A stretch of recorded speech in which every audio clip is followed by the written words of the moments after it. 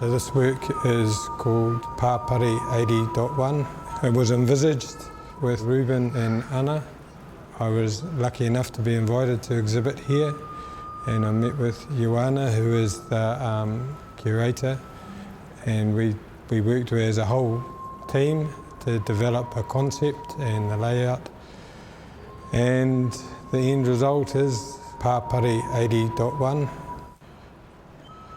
I started sculpting and carving these pieces on 2022, June 24th, the first Matariki holiday.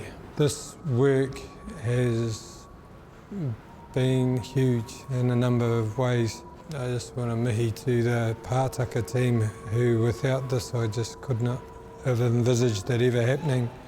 The work is actually about kotahitanga, and the mauri that I get, I've just returned after 3 days away and I'm overwhelmed by it.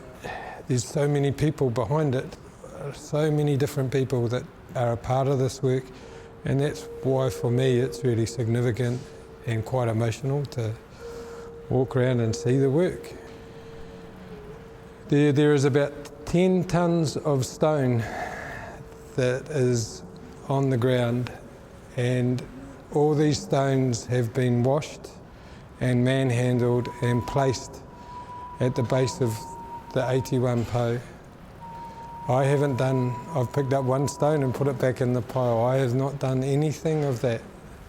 That has all been the whānau of pātaka. So for me, that is a true reflection of why this work should be shown here, and it belongs here.